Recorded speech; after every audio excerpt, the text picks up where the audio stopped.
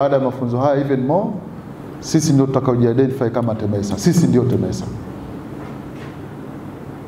Na kama sisi ni TEMESA kwa sababu tunajua kile tunachopaswa kukifanya, then tunatarajia sana kwamba tukifanye kwa moyo, tukifanye kwa uzalendo, tukifanye kwa tija ya hali ya juu. Kwa hiyo hamkuja kwa bahati mbaya, mmekuja purposefully. Sasa nini tunatarajia kutoka kwenu? Na nimesema hapo mwanzoni, tuko kwenye kipindi cha kutekeleza mabadiliko ya TEMESA. Mtakama cross kitu tunaita TEMESA Transformation Strategy. Naomba kila mmoja wetu ahakikishe amepata hiyo document. Katika kujiorient na taasisi, unahitaji pia kujua taasisi iko wapi, inakwenda wapi. Huko nyuma tulikuwa watu vidole tu, wanaharibu magari, kuna udokozi, kuna nini, mambo mengi. Sisi huko tulishatoka. Ile TEMESA ilishakufa. Tuna TEMESA mpya.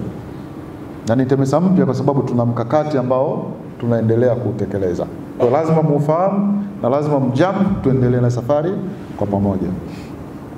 Sasa nini tunatarajia kutoka kwenu? Kwanza tunatarajia muwe ni watumishi wa kujifunza kila siku na kwa haraka. Kazi zetu sisi za ufundi, teknolojia haisimami, inatembea. Usikae ukabweteka kwamba sijapelekwa mafunzo. Mafunzo yanaanzia kichwani kwako. Pale pale ulipo kuna mtu anajua kitu ambacho hukijui. Si ndio? Kwa hiyo tujiweke katika hiyo speed ya kujifunza na kubadilika na kuboresha.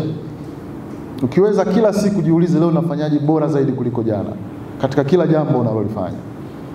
Kwa hiyo hilo ni la kwanza. Sasa tuingie kazini. Na kazini tunajifunza kila siku, tuna improve kila siku, tunaangalia uelekeo wa taasisi ni upi, malengo ni yapi, mimi napaswa kuplay role gani katika kuyafikia yale malengo, na kuhakikisha kila siku una improve kuelekea pale. Attitude yako ndio itakayo make a difference. Kwa ukiwa na positive attitude, TEMESA inakuwa, maana yake fursa zitaendelea kufunguka. Na wewe utaweza kugrow na kuachieve vitu vikubwa. Na sio tu TEMESA, TEMESA ni sehemu tu ya utumishi wa umma. Ukifanya vizuri hapa, kesho unaweza kuwa popote. Kwa hiyo nataka tuwe na right attitude ambazo zinajielekeza katika ku-add value katika mazingira yetu. Kila mtu ni muhimu. Yaani chochote utakachokiona kimeandikwa kwenye strategic plan, TEMESA tunataka kufika huku, hatuwezi kufika kule bila wewe.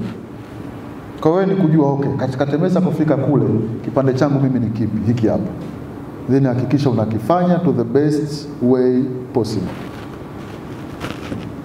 Sawa? Kwa hiyo mfahamu majukumu yenu, mfahamu mwelekeo wa wakala, mfahamu maadili ambayo kiongozi hapa atatusaidia. Tujitambue sisi nani na tunapaswa kuishi vipi, alafu tuishi hivyo. Mambo yatakuwa rahisi sana.